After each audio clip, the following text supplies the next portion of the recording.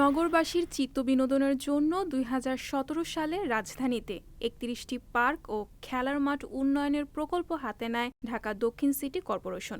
জলসবুজের ঢাকা নামে পরিচিত এই প্রকল্পের আওতায় আধুনিকায়ন করার কথা ছিল ১৯টি পার্ক ও ১২টি খেলার মাঠ, যার মধ্যে শুধু ১৩টি পার্ক ও ৫টি মাঠের কাজ শতভাগ শেষ হয়েছে। বাকিগুলোর কাজও অনেকটা শেষের পথে।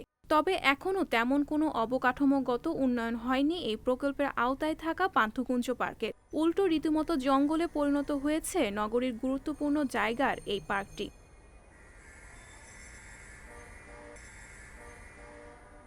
খোঁজ নিয়ে জানা গেছে, এখন পর্যন্ত পান্থকুঞ্জ পার্কের আধুনিকায়নের কাজ শেষ হয়েছে মাত্র ১৫%। ২০১৮ সালের জুনে জলসবুজের ঢাকা প্রকল্পের মেয়াদ শেষ হওয়ার কথা থাকলেও পান্থকুঞ্জ পার্কটি আধুনিকায়নের কাজ শুরু হয় ওই বছরের সেপ্টেম্বরে। কাজ শুরুর অল্প কিছুদিন পরই আবার বন্ধ হয়ে যায়। নকশা পরিবর্তন সহ নানা জটিলতায় একদিকে যেমন প্রকল্প বাস্তবায়নের মেয়াদ বেড়েছে, তেমনি বেড়েছে ব্যয়। তারপরও পার্ক আধুনিকায়নে আর কোনো দৃশ্যমান অগ্রগতি হয়নি।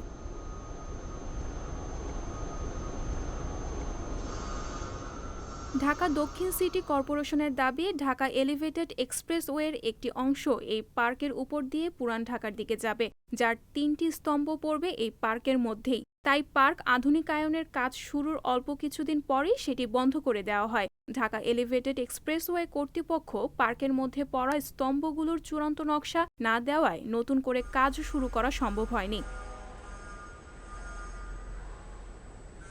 তবে ঢাকা এলিভেটেড এক্সপ্রেসওয়ের সংশ্লিষ্টরা বলছেন, পান্থকুঞ্জ পার্কের ওপর দিয়ে এলিভেটেড এক্সপ্রেসওয়ের লাইন যাওয়ার সিদ্ধান্ত নেওয়ার অনেক আগেই পার্ক উন্নয়নের কাজ শেষ হওয়ার কথা ছিল। কিন্তু সিটি কর্পোরেশনের দায়িত্বহীনতা, নকশা জটিলতা ও সমন্বয়ের অভাবে সেটি হয়নি। একসময় এই পার্কের একটি বড় অংশ খেলার মাঠ হিসেবে ব্যবহৃত হলেও এখন আর সেটি নেই। সেখানে পার্ক আধুনিকায়নের জন্য স্তূপ করে রাখা হয়েছে ইট ও সুরকি, জায়গায় জায়গায় খুঁড়ে রাখা হয়েছে গর্ত।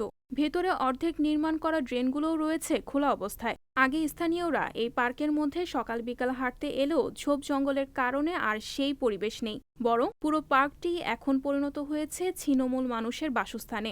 রাত হলেই বসে মাদকসেবীদের আড্ডা। খদ্দেরের আশায় পার্কের ভেতরে দাঁড়িয়ে থাকতে দেখা যায় ভাসমান যৌনকর্মীদের। এখানে ছিনতাইকারীদের উৎপাতের অভিযোগও শোনা যায় মাঝে মাঝে।